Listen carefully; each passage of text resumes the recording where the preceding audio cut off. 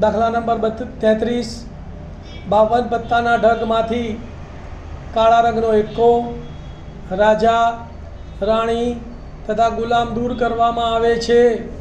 બાકીના પત્તામાંથી એક પત્તું યાદચ્છિક રીતે ખેંચવામાં આવે છે। તો ખેંચેલા પત્તા સંબંધી નીચેની ઘટનાની સંભાવના શોધો। 1 પત્તું મુખ મુદ્રાવાળું પત્તું હોય, 2 તે પત્તું લાલ રંગનું હોય, 3 તે પત્તું કાળા રંગનું હોય। ધ્યાન આપજો ભાઈ, શું કહે છે? 52 પત્તામાંથી કાળા રંગનો એકો, કાળા રંગનો એકો એટલે કાળીનો એકો અને ફલ્લઈનો એકો રાજા રાણી અને ગુલામ દૂર કરવામાં આવ્યા છે। એટલે કાળી ફલ્લઈનો એકો, કાળી ફલ્લઈનો રાજા, કાળી ફલ્લઈનો ગુલામ અને કાળી ફલ્લઈનો રાણી। તો કુલ કેટલા પત્તા થયા? 8।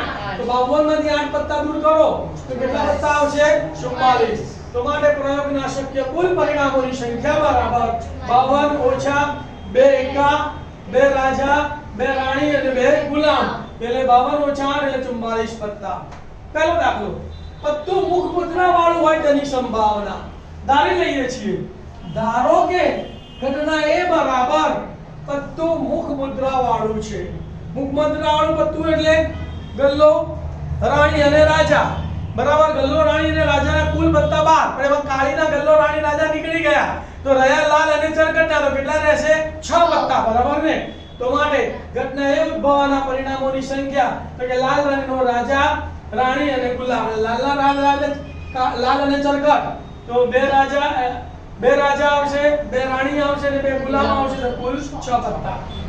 પણ હવે P of A બરાબર ઘટના એ ઉદ્ભવવાના પરિણામોની સંખ્યા છેદમાં પ્રયોગના શક્ય કુલ પરિણામોની સંખ્યા 6/44। 3 દુ 6, 22 દુ 44, બે ઉડી ગયા, કેટલા વધ્યા? 3/22। તો માટે P of A બરાબર 3/22। બીજો દાખલો, પત્તું લાલ રંગનું હોય તેની સંભાવના। તો લાલ રંગના પત્તા તો કાઢ્યા નથી, ખાલી કાળાના જ કાઢ્યા છે। તો લાલના 13 આવશે અને ચરકટના 13, એટલે કુલ પત્તા કેટલા આવશે? 26 પત્તા બરાબર।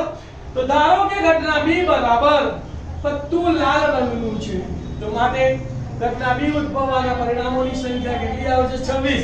લાલના 13 પત્તા અને ચરકટના 13 પત્તા।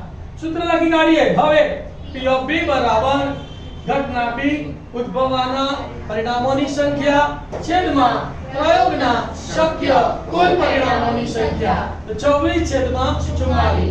26 ના આવો પડે, 13 દુ 26, 22 દુ 44, બે ઉડી ગયા, તો બરાબર 13/22।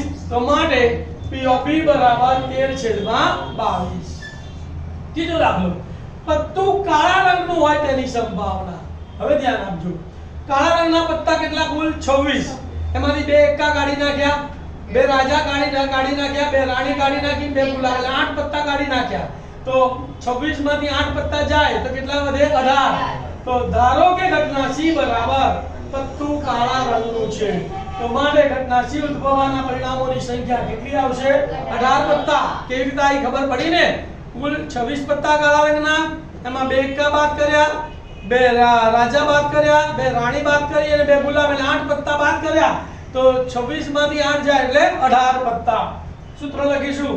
હવે P of C બરાબર ઘટના C ઉદ્ભવવાના પરિણામોની સંખ્યા છેદમાં પ્રયોગના શક્ય કુલ પરિણામોની સંખ્યા 18/44। તો 9 દુ 18, 22 દુ 44, બે ઉડી ગયા, કેટલા વધ્યા? 9/22। તો માટે P of C બરાબર 9/22।